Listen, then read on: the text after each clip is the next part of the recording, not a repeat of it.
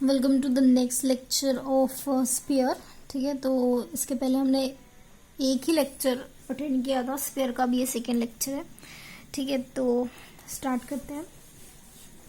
Plane section of a sphere. Plane section of sphere यानी अगर suppose ये आपका स्फीयर है और अगर स्फीयर को आपने इतना काटा, सपोज इतना काटा, तो आपका जो रिमेनिंग सरफेस रहेगा जो कि प्लेन को टच करेगा, वो सरफेस क्या रहेगा? ये वाला सरफेस रहेगा जो कि क्या है? सर्कल है। ठीक है, तो that means the plane section of a sphere is a circle. इसको काटने के बाद, इतना बीच में से काटने के बाद जो प्लेन पे टच करने वाला सरफेस जो रहेगा वो क्या रहेगा? सर्कल रहेगा। ठीक है, तो अब जैसे हमने स्फीयर का रेडियस स्मॉल आर लिया है, तो हमारा जो सर्कल रहेगा उसका रेडियस हम स्मॉल आर लेंगे क्या? नहीं। तो फिर उन दोनों के बीच में डिफरेंस कैसे मेंशन करेंगे? उन दोनों के बीच में नोटिसेबली डिफरेंस मेंशन करने के लिए हम क्या करेंगे, जो हमारा सर्कल है उसका रेडियस क्या लेंगे? कैपिटल आर लेंगे। ठीक है, तो यानी स्मॉल आर जो है वो क्या है? रेडियस ऑफ स्फीयर है। कैपिटल आर जो है वो रेडियस ऑफ सर्कल है। ठीक है, अगर कंडीशंस दी हुई है, इन दोनों के बीच में जो रिलेशन है उस पे कंडीशंस बनेंगी। कैसी कंडीशंस? अगर आपका स्फीयर का रेडियस बड़ा है किससे? सर्कल के रेडियस से, तो दैट मीन्स उसका मतलब क्या हुआ कि आपका जो सर्कल है वो कैसा है? स्मॉल सर्कल है। स्मॉल सर्कल है यानी कि वो जो प्लेन है वो एट दिस पॉइंट भी सर्कल को कट कर सकती है, दिस पॉइंट भी वो सर्कल फॉर्म हो सकता है, यानी जो डायमीटर है उसके नीचे में जो है वो सर्कल फॉर्म हो सकता है। इसलिए वो जो हमारा सर्कल बन रहा है वो कैसा बन रहा है? स्मॉल सर्कल बन रहा है। पर अगर प्लेन जो है वो बराबर डायमीटर पे कट कर रही है स्फीयर को, तो वो जो हमें सर्कल ऑब्टेन्ड होगा, वो सर्कल कैसा ऑब्टेन्ड होगा? ग्रेट सर्कल ऑब्टेन्ड होगा। ग्रेट सर्कल इसलिए क्योंकि यहाँ पे हमारा क्या हो रहा है, जो रेडियस ऑफ सर्कल जो है वो किसके बराबर हो रहा है? रेडियस ऑफ स्फीयर के बराबर हो रहा है। ठीक है, नेक्स्ट है, अगर हमारा जो सर्कल है उसका रेडियस बड़ा है किसके? स्फीयर के रेडियस से, तब हम क्या कहेंगे कि हमारा जो सर्कल है वो क्या है? इमेजिनरी सर्कल है। दैट मीन्स कि अगर सर्कल का रेडियस बहुत ज़्यादा बड़ा है, स्फीयर का रेडियस छोटा रह जाता है और सर्कल का रेडियस बहुत बड़ा रह जाता है, तो फिर जो हमें सर्कल मिल रहा है वो कैसा मिल रहा है? इमेजिनरी सर्कल मिल रहा है। ठीक है, नेक्स्ट है द स्फीयर। ये जो है वो इक्वेशन ऑफ स्फीयर है। ठीक है, will intersect the plane. Sphere और प्लेन इंटरसेक्ट करेगा, तो स्फीयर और प्लेन जब इंटरसेक्ट कर रहे हैं तो दैट मीन्स कि कोई ना कोई कंडीशन होनी चाहिए। अब ये एक स्फीयर है और ये प्लेन है, इन दोनों के बीच में कोई ना कोई तो रिलेशन जरूर होगा ही।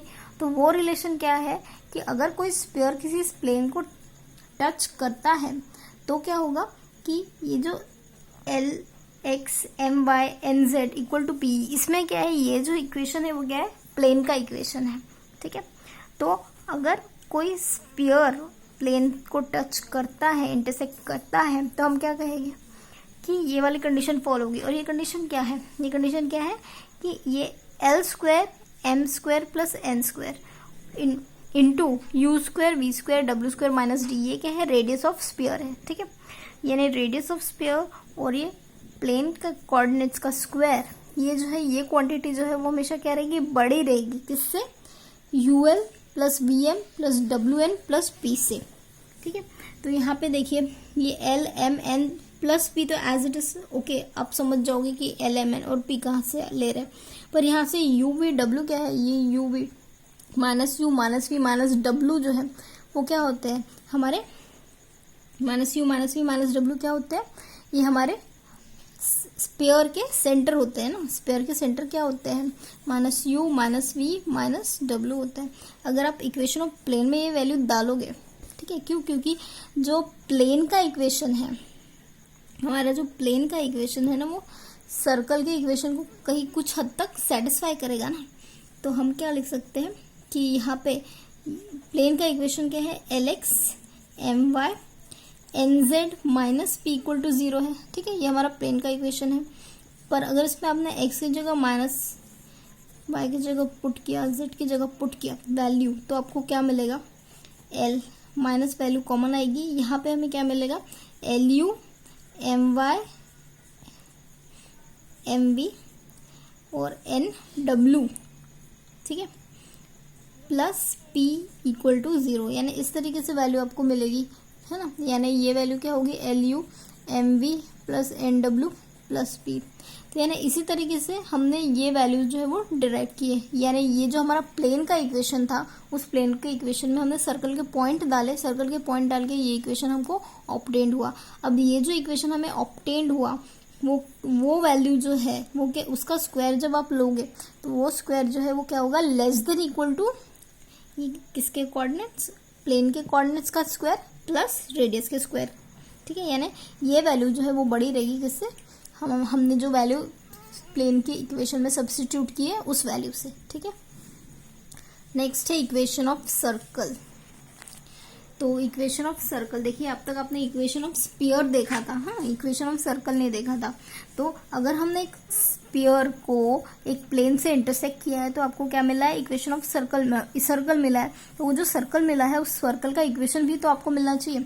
तो वो जो सर्कल मिला है उसका इक्वेशन आपको कैसे मिलेगा, उसका इक्वेशन आपको मिलेगा, जैसे सपोज ये आपका स्फीयर है और ये आपका प्लेन है, ठीक है। तो दैट मीन्स कि आप कैसे इक्वेशन और मतलब सर्कल का इक्वेशन कैसे फाइंड आउट करोगे, उसका इक्वेशन आप फाइंड आउट करोगे। सपोज ये u है, हाँ, s प्लस के यू इक्वल टू 0 जब आप करोगे ना, तो ये इक्वेशन आपको क्या रिप्रेजेंट करेगा, ये इक्वेशन आपको इक्वेशन ऑफ सर्कल रिप्रेजेंट करेगा, ठीक है। यानी जब आप स्फीयर को प्लेन से इंटरसेक्ट करते हो तो आपको क्या मिलता है, सर्कल मिलता है। दैट मीन्स कि अगर आप स्फीयर के इक्वेशन और प्लेन के इक्वेशन को दोनों को साथ में लोगे तो आपको क्या मिलेगा, इक्वेशन ऑफ सर्कल मिलेगा, ठीक है। और एक बात, जैसे ये आपका स्फीयर है, ये आपका प्लेन है, ये आपका सर्कल है। अब ये जो बीच में जो लाइन मिलती है वो क्या देती है, perpendicular from sphere to the plane, ठीक है। और ये जो परपेंडिकुलर होता है वो हमेशा क्या होता है, 90 डिग्री का होता है। अगर ये वैल्यू इक्वेशन ऑफ ये वैल्यू जो है वो रेडियस ऑफ स्फीयर है, ये वैल्यू रेडियस ऑफ सर्कल है, तो ये जो परपेंडिकुलर डिस्टेंस हम देख रहे हैं, ये परपेंडिकुलर डिस्टेंस जो है वो कैसे हम निकाल सकते हैं, ये परपेंडिकुलर डिस्टेंस निकालने के लिए एक फॉर्मूला है जो कि क्या है, एल ऑफ माइनस यू। यानी ये देखिए सर्कल के कोऑर्डिनेट्स क्या है, minus u minus v minus डब्ल्यू। दैट मीन्स कि ये जो सर्कल के सेंटर के कोऑर्डिनेट जो है वो प्लेन के इक्वेशन को कुछ हद तक सेटिस्फाई करते हैं, है ना। ये देखिए एल एक्स की जगह माइनस यू लिखा, एम वाई की जगह minus v plus n z की जगह माइनस डब्ल्यू लिखा है, माइनस पी। ये क्या है, इक्वेशन ऑफ प्लेन जिसमें आपने सर्कल के कोऑर्डिनेट्स डाले हैं, upon under root of l square m square plus n square. यानी ये जो डिस्टेंस है P1 perpendicular from sphere to the circle, इसका फॉर्मूला है ये, ठीक है। ये क्या, ये आपको ध्यान में रखना है क्योंकि इसको आपको यूज करना है। नेक्स्ट है find the coordinates of the centre and the radius of the circle. देखिए ये आपको सेंटर के कोऑर्डिनेट निकालना है और रेडियस निकालना है, किसका, सर्कल का। तो आप सबसे पहले क्या करोगे, इक्वेशन ऑफ सर्कल आर। देखिए आपको इक्वेशन ऑफ सर्कल कैसे मिलेगा, प्लेन और स्फीयर दोनों को साथ में लिखोगे तब आपको इक्वेशन ऑफ सर्कल मिलेगा। तो सबसे पहले आप क्या कर रहे हो कि ये प्लेन के इक्वेशन को 1 नाम दे रहे हो, स्फीयर के इक्वेशन को 2 नाम दे रहे हो। तो centre and radius of sphere, सबसे पहले आप सेंटर और रेडियस निकाल रहे हो, किसका, स्फीयर का। तो इसका सेंटर आप कैसे निकाल सकते हो स्फीयर का, minus u minus v minus डब्ल्यू से। माइनस यू यानी माइनस यू तो एक्स का टर्म तो है ही नहीं, तो 0 हो गया। माइनस वी यानी यहाँ पे क्या होगा, 1 आएगा। माइनस डब्ल्यू यानी ये 2 आएगा। तो यानी सेंटर ऑफ स्फीयर आपने निकाला। अब सेंटर निकालने के बाद आप रेडियस भी निकाल सकते हो। रेडियस का फॉर्मूला क्या होता है, रेडियस का फॉर्मूला होता है यू स्क्वायर वी स्क्वायर डब्ल्यू स्क्वायर माइनस डी। इस तरीके से आप वैल्यू पुट करके रेडियस का इक्वेशन जो है वो निकाल सकते हो। आपका देखिए minus u minus v minus डब्ल्यू और ये जो है वो आपको क्या दे रहा है, डी दे रहा है, ठीक है। तब इससे आप रेडियस का वैल्यू निकाल सकते हो। और यहाँ पे जो P1 जो है वो आप क्या ले, length of perpendicular from centre of sphere to plane. अब ये जो डिस्टेंस है सेंटर ऑफ स्फीयर से प्लेन के बीच का जो डिस्टेंस है वो आप कैसे डिनोट करते हो, P1 से डिनोट करते हो। इस P1 के डिस्टेंस को आप कैसे निकालते हो, l of minus u plus m of minus v plus n of minus डब्ल्यू minus p upon l square plus m square plus n square. इस तरीके इस फॉर्मूले से निकालते हो। अब ये minus u minus v minus डब्ल्यू क्या है, सेंटर के कोऑर्डिनेट्स है। और ये जो एल एम एन है वो क्या था, एल एम एन क्या था, देखिए आपका प्लेन का इक्वेशन क्या होता है, LX my nz minus p equal to 0। यानी ये जो आपका प्लेन का इक्वेशन है इसको आप इक्वेट करोगे, इन दोनों को इक्वेट करोगे, L M N और P का वैल्यू निकालोगे। तो यही जो L M N P का वैल्यू है आप यहाँ पे पुट करोगे, है ना। 1 स्क्वायर 2 स्क्वायर और 2 स्क्वायर, यहाँ पे 1 2 2 और यहाँ पे minus u minus v minus डब्ल्यू और माइनस डी। ठीक है, इस तरीके से आप ये सिंप्लीफाई करोगे और वो length of perpendicular from sphere to the plane जो कि डिस्टेंस आप P1 वो अपने यहाँ पे निकालोगे जो कि इक्वल टू है -3। ठीक है, नेक्स्ट आप क्या निकाल रहे हो, रेडियस ऑफ सर्कल निकाल रहे हो। देखो अगर आपके पास लेंथ ऑफ परपेंडिकुलर है, ठीक है, लेंथ ऑफ परपेंडिकुलर आपने निकाला -3, रेडियस ऑफ स्फीयर जो है वो आपने निकाला 4। तो मैंने बताया था ये जो है वो परपेंडिकुलर हमेशा होता है। तो यानी ये जो डिस्टेंस है वो आपको क्या देगा, रेडियस ऑफ सर्कल देगा। तो रेडियस ऑफ सर्कल आप कैसे निकालोगे, radius of circle Pythagoras theorem apply करके यहाँ पे ये जो रेडियस है x इज इक्वल टू क्या होगा, √r² माइनस p1²। ये हमारा p1 है, ये हमारा r है। तो r² क्या है, 4 का स्क्वायर, p1 क्या है -3 का स्क्वायर। इसको सिंप्लीफाई करोगे तो √7 मिलेगा। यानी हमारा जो सर्कल है उसका रेडियस कितना है, √7। यानी इस तरीके से आपने सर्कल का रेडियस निकाला है। ठीक है, अब क्या करना है, to find the centre of the circle, आपको क्या करना है, सेंटर निकालना है, सर्कल का सेंटर। तो सर्कल का सेंटर आप कैसे निकालोगे, उसके लिए आप क्या करोगे, consider line through c and perpendicular to the plane. देखिए आप यहाँ पे एक लाइन कंसिडर कर रहे हो जो कि क्या है, परपेंडिकुलर है, किसको, प्लेन को। ठीक है, तो सबसे पहले आपको डायरेक्शन रेशो ऑफ प्लेन, आपका डायरेक्शन रेशो पता होना चाहिए प्लेन के। डायरेक्शन रेशो LMN है जो कि आपने पहले ही निकाला था। LMN का वैल्यू, L का वैल्यू 1, M का वैल्यू 2, N का वैल्यू 2, इस तरीके से LMN आपने निकाल लिया, है ना। तो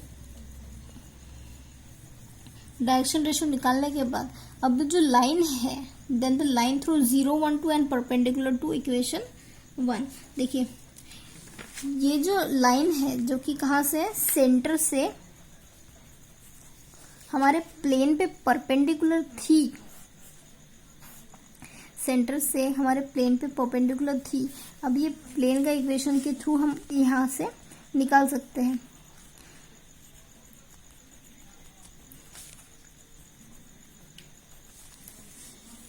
ये 0 1 2 जो है ना वो हमारे प्लेन को, इक्वेशन को कुछ सेटिस्फाई करेगी। अब सेटिस्फाई तो करेगी पर आपके पास क्या कर रहे हो, आप लाइन ले रहे हो। ठीक है, सर्कल रेडियस स्फीयर के सेंटर से परपेंडिकुलर पे। तो आप क्या कर रहे हो, इक्वेशन यहाँ पे यूज कर रहे हो पर in terms of LMN use कर रहे हो, in terms of direction ratio use कर रहे हो।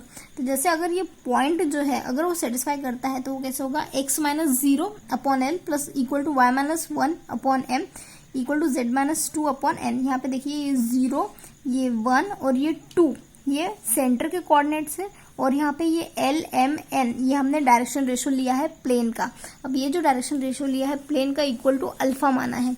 क्यों, क्योंकि इसी पॉइंट पे तो ये जो है वो हमारा क्या होगा, सेंटर के कोऑर्डिनेट्स रहेंगे। किसके सेंटर के कोऑर्डिनेट्स, सर्कल के सेंटर के कोऑर्डिनेट्स।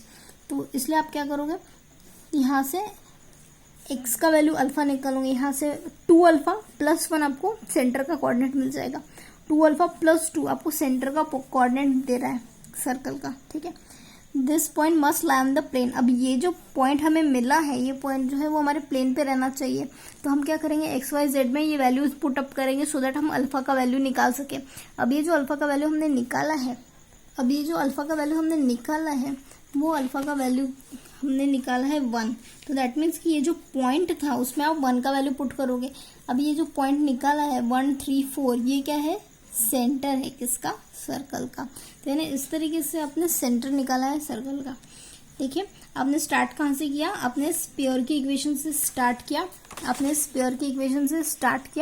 स्फीयर के इक्वेशन से स्टार्ट करने के बाद स्फीयर का सेंटर और स्फीयर का रेडियस निकाला। स्फीयर का सेंटर, स्फीयर का रेडियस निकालने के बाद आपने क्या किया, लेंथ ऑफ परपेंडिकुलर P1 निकाला।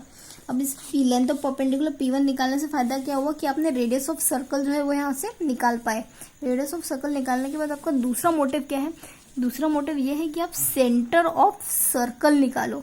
सेंटर ऑफ सर्कल आप कैसे निकालोगे, सेंटर ऑफ सर्कल निकालोगे आप डायरेक्शन रेशो की मदद से, डायरेक्शन रेशो की मदद से, यानी ये जो सेंटर ऑफ स्फीयर है वो सेंटर ऑफ सर्कल के कोऑर्डिनेट्स को सेटिस्फाई करेगा, इसलिए आपने with the help of plane and with the help of centre of sphere, ये डायरेक्शन रेशो की मदद से आपने सेंटर ऑफ सर्कल का इक्वेशन निकालने की, पॉइंट निकालने की कोशिश की है। तो वो आप कैसे निकालोगे, ये जो पॉइंट है वो सेटिस्फाई करेगा एक्स माइनस, यानी कोई भी आर्बिट्री पॉइंट जो हमारी प्लेन पे रहता है उसको सेटिस्फाई करेगा, इसलिए आप क्या किया, सेंटर का स्फीयर के सेंटर के पॉइंट जो है वो यहाँ पे सब्स्टिट्यूट करके डायरेक्शन रेशो की मदद से ये पॉइंट निकाला। अब ये पॉइंट जो है वो आपने क्या किया, प्लेन की इक्वेशन में डाला, प्लेन की इक्वेशन में डालने के बाद अल्फा का वैल्यू निकाला, अल्फा का वैल्यू जो है निकालने के बाद आपने उस पॉइंट में अल्फा का वैल्यू पुट किया, और वो जो वैल्यू आपको मिली है वो क्या मिली है, आपको सेंटर ऑफ स्फीयर मिली है, ठीक है, सॉरी सेंटर ऑफ सर्कल मिला है।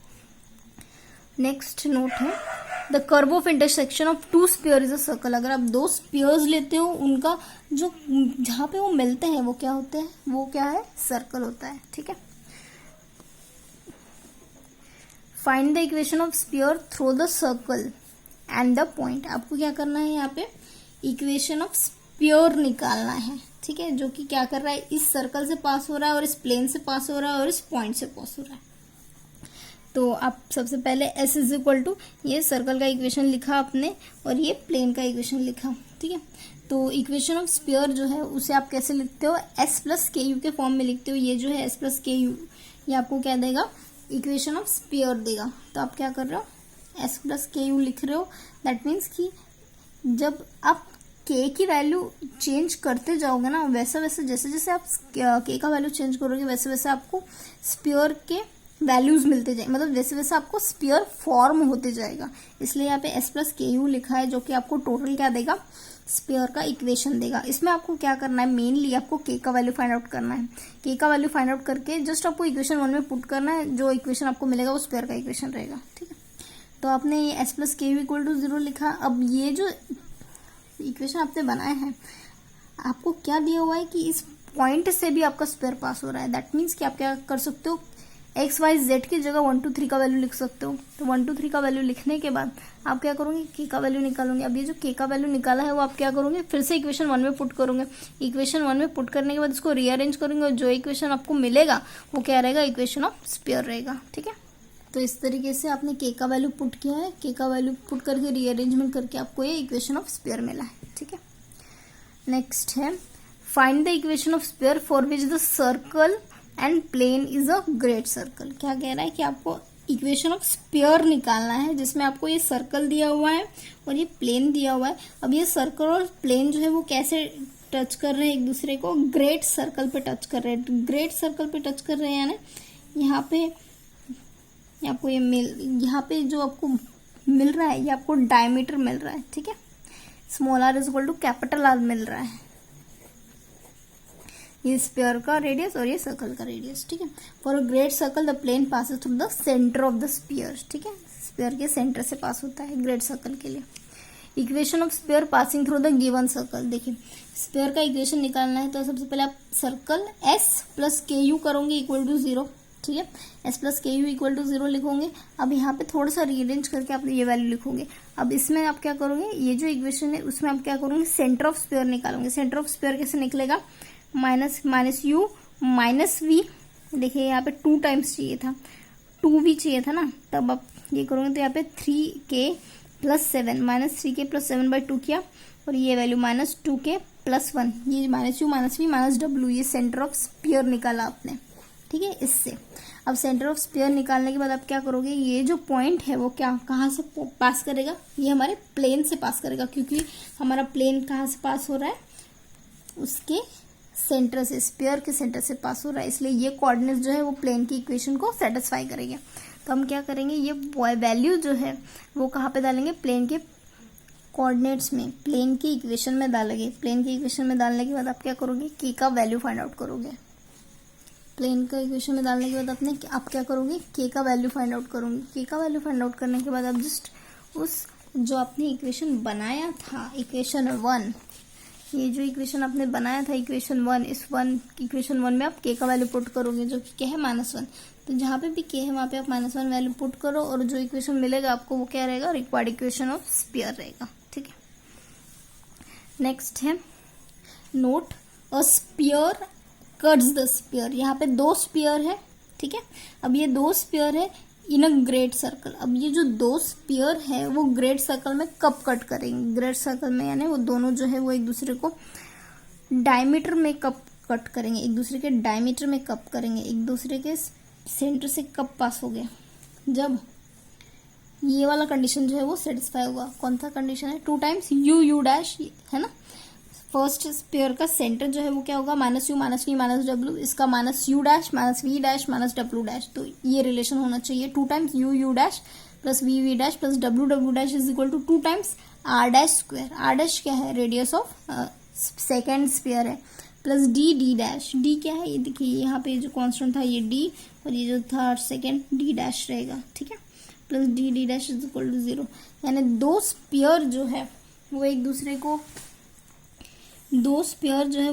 को कब ग्रेट स्फीयर में कट करेंगे, जब ये वाला कंडीशन जो है वो सेटिस्फाई होगा तब वो 2 स्फीयर जो है वो एक दूसरे को कैसे कट करेंगे, ग्रेट स्फीयर में कट करेंगे। ठीक है, तो मिलते हैं नेक्स्ट लेक्चर में, बाय।